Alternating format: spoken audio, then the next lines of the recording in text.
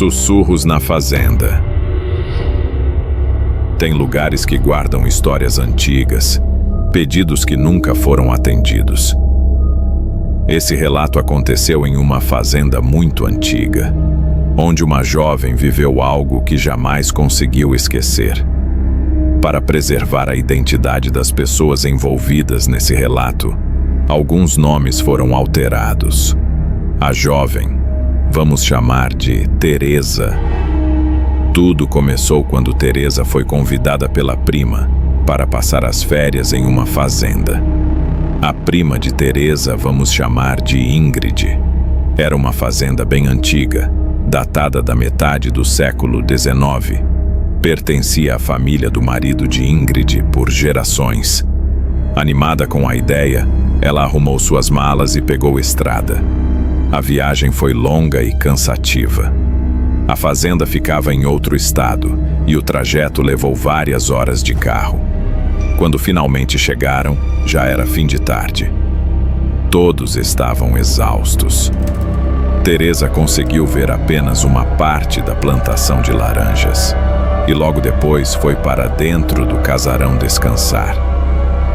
Era um casarão antigo, porém imponente, daqueles que carregam o peso do tempo em cada detalhe.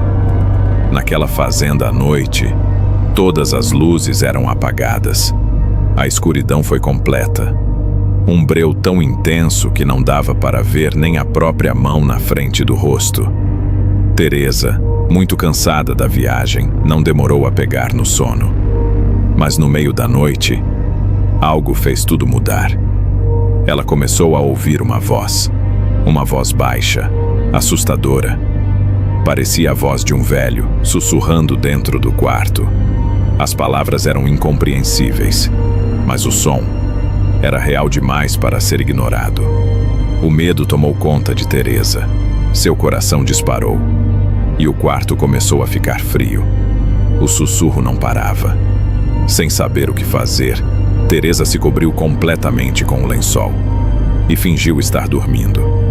Ela não se mexia e nem fazia nenhum barulho. Apenas esperava aquilo passar. A noite pareceu não ter fim, até que finalmente o dia amanheceu. Assim que teve a oportunidade, Teresa contou tudo o que aconteceu, sem se preocupar com o que os outros iriam pensar. Todos ouviram em silêncio, mas apenas uma pessoa resolveu falar. O sobrinho de Ingrid.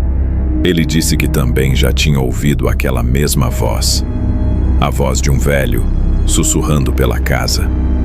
Aquilo fez o medo de Teresa aumentar ainda mais, pois ela viu que não era coisas da sua imaginação. Algum tempo depois, o sogro de Ingrid chegou, e ao ouvir o relato, decidiu contar algo.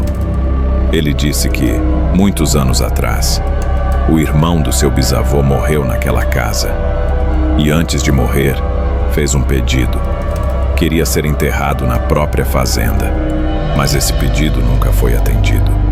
Seus filhos decidiram enterrá-lo em um cemitério de uma pequena cidade próxima dali. Foi nesse momento que tudo começou a fazer sentido para Teresa. Os sussurros, a voz e a sensação estranha naquela noite. Mas até hoje, uma dúvida nunca saiu da cabeça dela. Será que aquela voz era realmente daquele homem que não teve seu último desejo atendido? Ou algo estava se passando por ele dentro daquela casa? Oficina assombrada. Tem momentos em que algo simplesmente foge de qualquer explicação. E o mais assustador é quando isso acontece em lugar onde você já esteve dezenas de vezes, mas nunca imaginou que algo assim pudesse acontecer. Esse relato aconteceu com um rapaz, durante um dia aparentemente normal de trabalho. Mas foi no fim do expediente, quando ele estava completamente sozinho, que algo começou a acontecer. E depois daquela noite, ele nunca mais foi o mesmo. Para preservar a identidade da pessoa envolvida nesse relato, Alguns nomes foram alterados. O rapaz, vamos chamar de Otávio. E até hoje, ele não consegue entender o que aconteceu naquela noite. Era mais um dia comum de trabalho. Ele era mecânico em uma oficina automotiva. Otávio iniciou sua rotina como sempre, checando os carros dos clientes e avaliando os consertos que precisavam ser feitos. O dia foi passando normalmente, sem nada fora do comum, até que chegou o fim do expediente. Os funcionários começaram a ir embora. E como de costume, Otávio era responsável por fechar a oficina. Ele começou a organizar o ambiente e deixar tudo preparado para o dia seguinte. Até que finalmente, desligou as luzes da oficina. Foi nesse exato momento que algo inexplicável aconteceu. A prensa hidráulica ligou sozinha. Otávio congelou por alguns segundos. Ele sabia que estava sozinho. Todos os outros funcionários já tinham ido embora. Sem entender o que estava acontecendo, ele rapidamente ligou as luzes novamente e foi até a máquina. A princípio, tentou encontrar uma explicação lógica. Talvez algum defeito, alguma falha elétrica. Então ele desligou a prensa da tomada. Fez mais algumas verificações e, acreditando que estava tudo resolvido, apagou as luzes novamente. Mas segundos depois, a máquina ligou de novo, sozinha. Nesse momento, o medo tomou conta de Otávio, com o corpo todo se tremendo. Ele ligou as luzes novamente e foi até a prensa. Então que percebeu algo que fez seu corpo gelar completamente. A máquina estava ligada na tomada, mesmo depois de ele mesmo ter retirado o plugue. Otávio começou a tremer. Aquilo não fazia nenhum sentido. Sem saber o que fazer, ele arrancou novamente a tomada da prensa, desligou as luzes e saiu rapidamente da oficina, fechando tudo às pressas. Naquela noite, ele foi embora completamente abalado. Nunca tinha vivido algo assim. Ao chegar em casa, tomou um banho, mas não conseguiu jantar. O medo era maior que qualquer outra coisa. Ele apenas se deitou e tentou dormir. No dia seguinte, ainda assustado, Otávio voltou até a oficina e decidiu contar tudo ao seu chefe. Relatou cada detalhe do que havia acontecido naquela noite, mas já sem condições de continuar ali. Tomou uma decisão, pediu demissão. Seu chefe ainda tentou convencê-lo.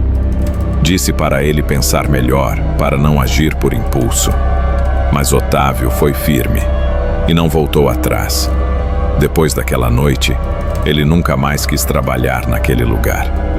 E até hoje, uma pergunta continua sem resposta. Como aquela máquina pôde ligar sozinha? E quem ou o que colocou a tomada de volta na energia? Objetos sumindo. Existem mudanças que parecem trazer exatamente o que a gente sempre quis: liberdade, silêncio, um espaço só seu. Mas às vezes, esse lugar deixa de ser o que parecia. Esse relato aconteceu com uma moça, dentro da própria casa. Para preservar a identidade da pessoa envolvida nesse relato, o nome foi alterado. A moça, vamos chamar de Cíntia. Tudo aconteceu dentro de uma casa recém-alugada. Cíntia queria ter sua independência, ter mais privacidade, e decidiu alugar uma casa só para ela. Era uma casa bonita, bem localizada, em um lugar tranquilo e seguro, exatamente como ela sempre imaginou. Um espaço onde pudesse organizar tudo do seu jeito e finalmente sentir que tinha algo só seu. Nas primeiras semanas, tudo parecia perfeito, mas cerca de 2 semanas depois, algo começou a chamar a atenção de Cíntia. Seus objetos começaram a sumir. Coisas simples que ela tinha certeza de onde havia deixado. No começo, ela achou que era apenas distração, que talvez estivesse esquecendo onde colocava as coisas. Mas com o passar dos dias, ela começou a perceber que não era bem assim. Os objetos desapareciam e depois apareciam em lugares diferentes. Aquilo começou a incomodar, e aquele sentimento de paz foi sendo substituído por uma sensação estranha. Cynthia então pensou em uma possibilidade. Talvez alguém estivesse entrando na casa. Algum ladrão. Alguém com acesso ao imóvel. Preocupada, ela decidiu agir. Contratou uma empresa de segurança. Instalou câmeras, sensores e alarmes. Agora sim, ela se sentia protegida, ou pelo menos era o que ela acreditava. Pois mesmo com toda a segurança, os acontecimentos continuaram. Os objetos seguiam desaparecendo, sem qualquer explicação. Cynthia então decidiu verificar as câmeras. Reviu as imagens com atenção, mas não encontrou nada. Nenhuma movimentação estranha, nenhuma invasão, nada. Foi nesse momento que uma nova preocupação surgiu. E se o problema fosse ela? Cynthia começou a cogitar que poderia estar com algum tipo de problema neurológico, algo que afetasse sua memória. Preocupada, procurou um especialista. Fez vários exames e aguardou os resultados. Dias depois, voltou ao médico e recebeu uma resposta inesperada. Ela não tinha absolutamente nada. Sua saúde estava perfeita. Mesmo assim, os objetos continuavam sumindo, sem entender o que estava acontecendo. Cynthia ainda procurou ajuda psiquiátrica.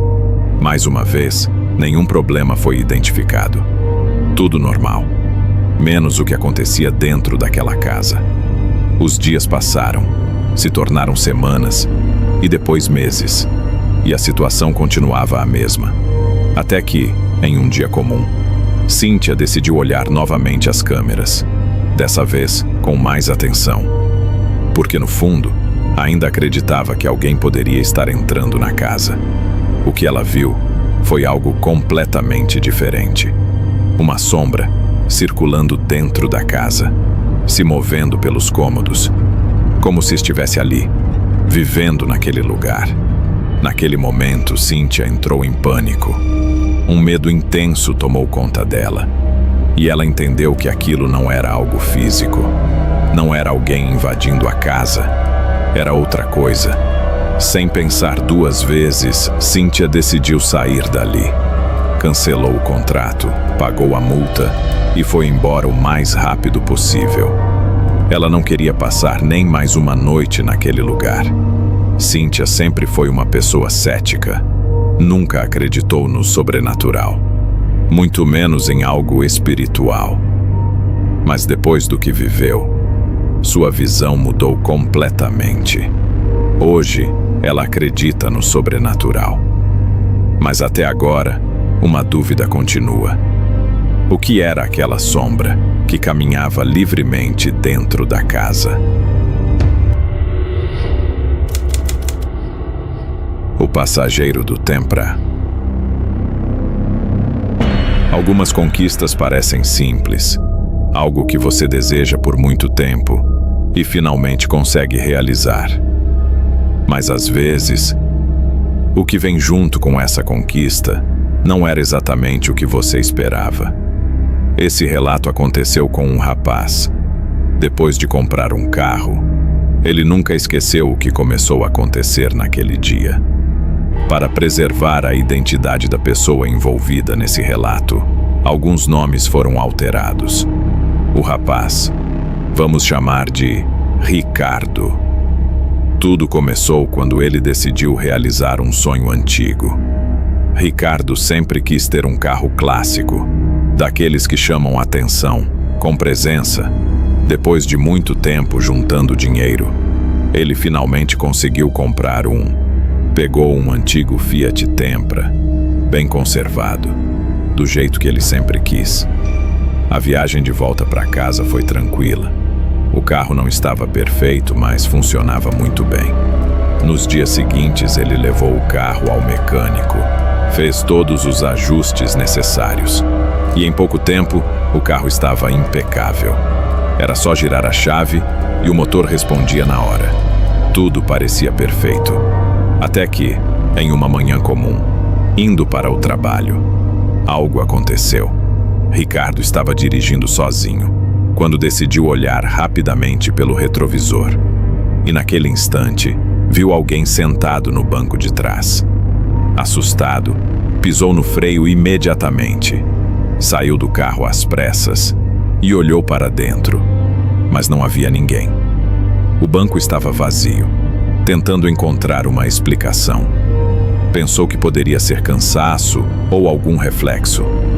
Mas ao voltar para o carro, um novo problema surgiu. Ele tentou ligar o motor e nada. A chave girava, mas o carro não respondia. Depois de várias tentativas, ele precisou chamar um guincho. Mais tarde, já em casa, decidiu tentar novamente.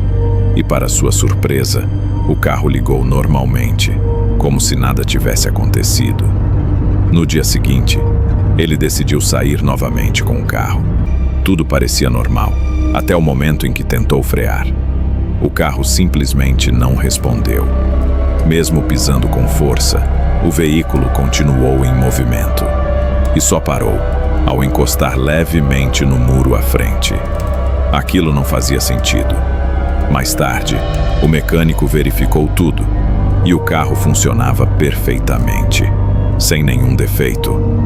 Os dias passaram e Ricardo decidiu deixar o carro parado por um tempo.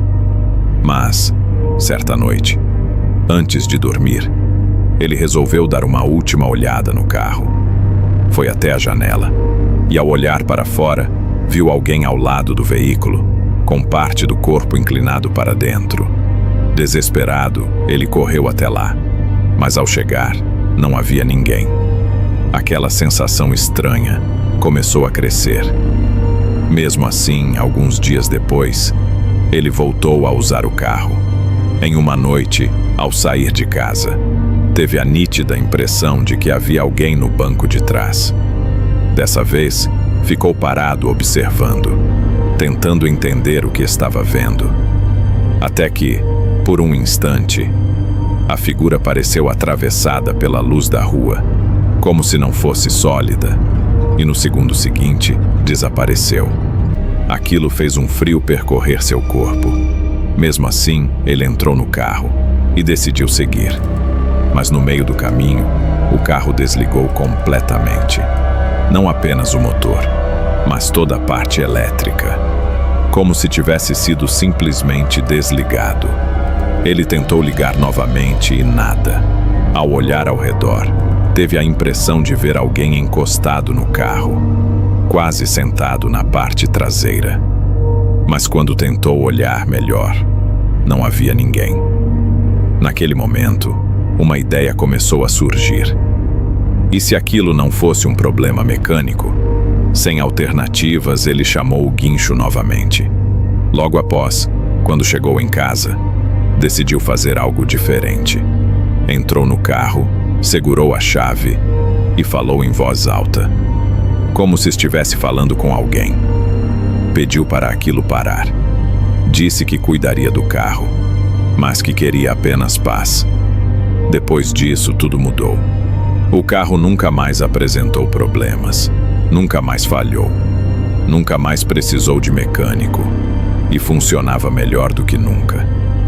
Até hoje, Ricardo não tem certeza se aquilo foi apenas coincidência ou se realmente havia algo naquele carro guardando e zelando por ele.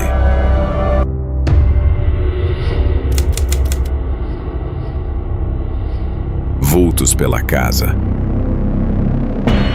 Algumas decisões parecem trazer exatamente o que uma família precisa: mais espaço, mais conforto, mais tranquilidade.